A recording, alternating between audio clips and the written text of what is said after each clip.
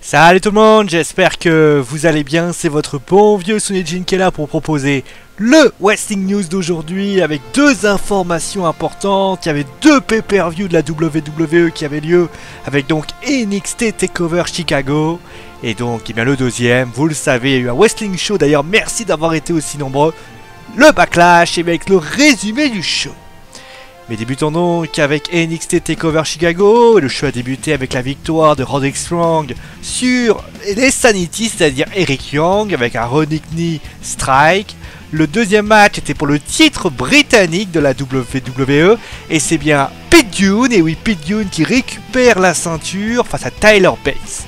Nous avons eu ensuite un match pour désigner bien la championne, peut-être une nouvelle championne féminine de NXT. Eh bien non, c'est toujours Asuka qui récupère la ceinture en réussissant un double tombé. D'ailleurs, eh bien que les deux, Peyton Ross et Nikki Cross, eh bien se sont un petit peu embrouillés et la jeune japonaise en a profité. Ensuite, nous avons eu ensuite eh bien le match pour le titre de NXT.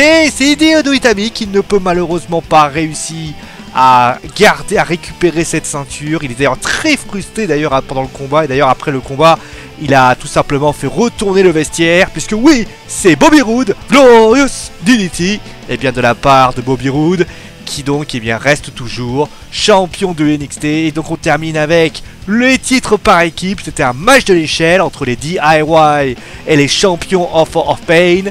Et c'est toujours les Author of Pain qui donc gardent leur ceinture. Eh bien, l'information n'était pas lieu pendant le match, mais avait lieu après le match, alors qu'ils étaient en train de s'amuser, en tout cas de communier avec la foule. Tommaso Ciampa trahit Johnny Gargano, et oui, ça doit être lié bien sûr à une rivalité qui relie dans les rosters principaux, hein, pour information. Et oui, Johnny Gargano se fait trahir, il se fait ratatiner en pleine tronche, et finalement il faut limite l'envoyer à l'hôpital. Tommaso Ciampa a donc fait une rotation du talon. Allez, maintenant on va passer eh bien, à WWE Backlash 2017. Et le show a débuté avec le kick-off. Pas de surprise, t'as Dillinger qui bat facilement The English. Mais voilà, après le show a eu lieu avec Shinsuke Nakamura qui a battu Dolph Ziggler avec un Kinshasa. Nous avons eu ensuite les Usos qui ont battu très facilement la team Breeze & Go. D'ailleurs, vous noterez la tenue totalement ridicule de la part de Tyler Breeze. Nous avons eu ensuite eh bien, Sami Zayn. Et oui, ça par contre c'est une surprise. Sami Zayn qui bat Baron Corbin. Nous avons eu ensuite eh bien, la team Tamina qui... J'ai un prompteur en dessous hein, pour information, pour ça je le dis en bas. La team Tamina qui bat la team Charlotte par soumission, avec d'ailleurs une soumission de Talia sur Becky Lynch.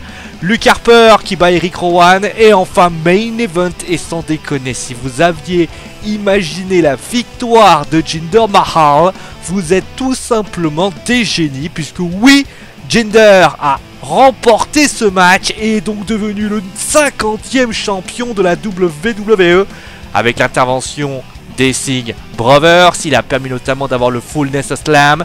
Jinder Mahal, eh bien comme on l'a dit, eh bien redevient donc le 50e champion de la WWE. Voilà donc c'est la fin du Wrestling News. J'espère que l'émission vous a plu. Demain au programme, donc résumé de WWE Raw. Et on terminera justement avec les raisons qui ont poussé Jinder, enfin pourquoi Jinder Mahal est devenu le champion de la WWE. On en parle donc demain. En tout cas, moi ça m'a fait très plaisir de faire cette émission avec vous. Portez-vous bien, n'hésitez pas bien sûr à aimer, partager, à vous abonner hein, si vous avez aimé cette vidéo, vous allez connaître un petit peu l'actualité de la chaîne. Je vous fais des gros bisous et je vous dis à très vite. Allez, ciao tout le monde!